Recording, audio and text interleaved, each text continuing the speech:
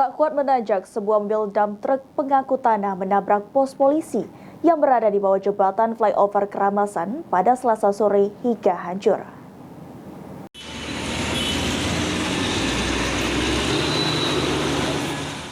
Pos polisi yang berada di Jalan Sriwijaya Raya, Kertapati hancur ditabrak mobil dump truk pengangkut tanah seberat 22 kubik pada Selasa sore.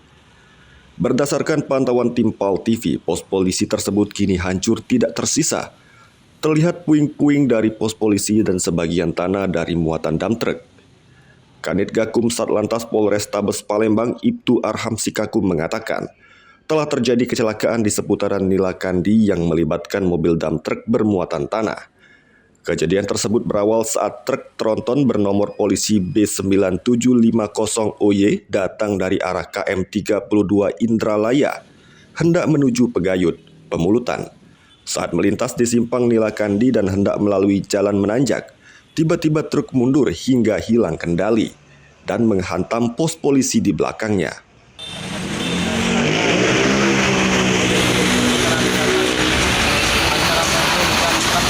Yang membawa tanah dari arah KM 2 Indralaya menuju misalnya kami belok ke kanan mengarah ke Pemulutan karena hilang kedalaman kaki menanjak mobilnya menurut sudah bisa kembali langsung menabrak pos.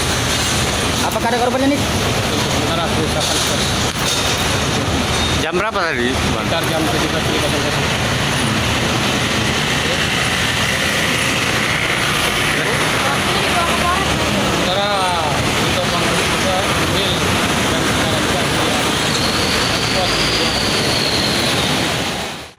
Ditambahkan Arham, akibat hantaman dump truk pengangkut tanah ini, pos polisi berada di bawah flyover Keramasan tersebut hancur.